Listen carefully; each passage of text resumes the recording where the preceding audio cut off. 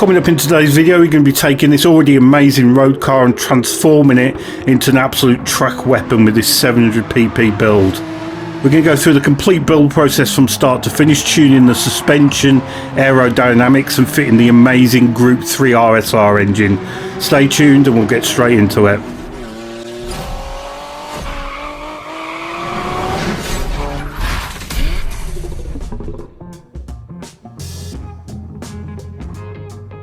Hello everybody, many thanks for stopping by. KCR-Mark here, welcome back to another Gran Turismo 7 tuning video. Today we're going to be tuning one of my favourite road cars in the game. This is a Porsche 911 GT3. This is a 997 model from 2009. In standard, guys, this is a very capable road car, but we're going to be tuning this to 700pp with the aid of the amazing Group 3 Porsche RSR engine swap, where we'll be turning this into a 600 brake horsepower, 200 miles an hour track weapon. Okay, let's get straight into it. If it's not a car you already own, just head to the Porsche dealership in Brand Central. The car's available at all times, 160,000 credits, so not an expensive base car, but an absolutely awesome one. With the car brought, we can head straight to GT Autos. We're first going to install the wide body kit, which is 50,000 credits, and then we're going to install the absolutely amazing engine swap, which is just a bargain 325,000 credits. This engine is an absolute gem. It's a 4-litre flat 6 normally aspirated engine, found originally in the Group 3 RSR Porsche. Sounds incredible. If you're going to be running a livery on this car, this is now the time to put it on. A lot of the liveries come pre-installed with aero that we don't need, so now's the time to do it. The livery I'm using I've put on screen if you want to use that one as well.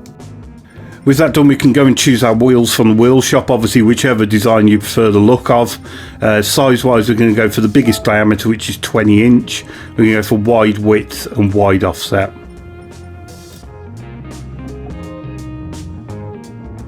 Next we're going to head to custom parts, where we want a Type A front splitter, we want Type A side skirts. Very important this next section, make sure you fit a standard rear diffuser. You do not want to fit a Type A, it completely ruins the PP level of this car. And we want a Type A rear wing. So next we can head to the tuning shop, where we want to add weight reduction stage 1, weight reduction stage 2 and ballast. Ignore some of the parts on the screen that are saying purchased. I'll run through exactly what you just need to buy. The fully customised computer already comes with the engine swap. We do want a high RPM turbocharger. We want a fully customised LSD. We're going to be running fully customised manual transmission on this build. Weight reduction stage 3, increased body rigidity. The racing silencer also comes with the engine swap, but we do want racing brake pads and racing brake discs. We want the fully customised suspension. We want racing clutch and flywheel. Racing hard tyres, and of course with this being Le Mans, we want to buy the racing intermediates as well.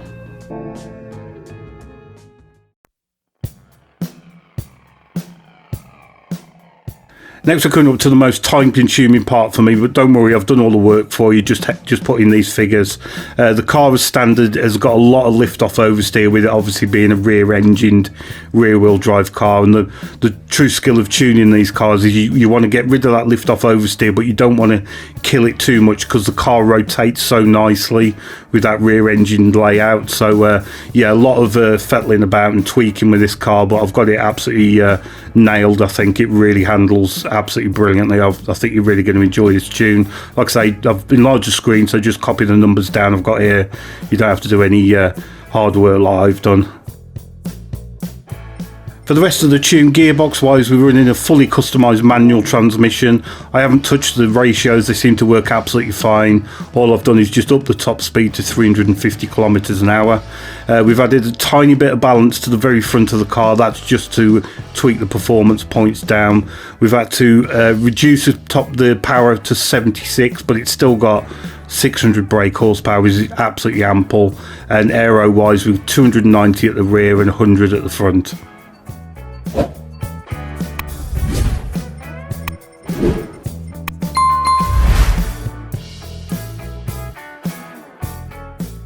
So the car all built, we can head to track. We're going to World Circuits Europe, we're going Le Mans, and we're going to the World Touring Car 700. So as we head into the race, if you've seen in my videos from here before, I don't get too specifically into this Le Mans race. The reason being it's so variable. There's so many different random weather patterns you can get. So this video is more about giving you a really good tune and a setup for this race. So how does the car perform itself? Well, I'm really happy with this tune. Like I say, it took me a long time to perfect it, but it handles absolutely fantastically. It's got loads of grip, it turns in really nicely, lots of rotation, so it really feels really nimble through the corners. Along with the amazing handling, this engine is an absolute beauty. I'm a massive fan of this engine swap. Not only does it sound fantastic, it goes like stink, it accelerates well. It goes over 200 miles an hour with this tune at the end of the straight. It's amazing on fuel. You can get 4 laps of fuel out of this without any fuel saving at all. Obviously it's fairly tricky to do 4 laps on the one set of tyres with this race, but it depends massively on whatever weather pattern the game chooses to give you. Now this is a car that has featured on the channel quite a few times. I'm making no apologies for that. I absolutely love this car. I think it's phenomenal. This is a brand new tune for update 1.56. I've made a few improvements. It's even quicker now. I think you're really going to enjoy this one. Anyway, going back to the race, for this particular run, I managed to make it to the end of lap 3 before I needed to pit. The weather was a bit all over the place for this run, so I ended up refueling and putting the slicks back on, but it was a bit all over the place. But the car itself performed absolutely fantastically. Even in the wet conditions, it just has tons of grip, and it's just enormous fun to throw about. So yeah, really adaptable car. It's absolutely fantastic in the wet and dry conditions, and with that fuel economy it means you can have lots of different options for fuel strategies as well. So yeah, just an absolutely fantastic car for this race. So we'll skip forward to the very end of the race. As you can see, I had an absolutely monstrous lead by the end. The fastest lap I got was a 3:55.8, so a very quick car. As always, I will put the complete full lap replay at the end of the video if you want to take a look at that.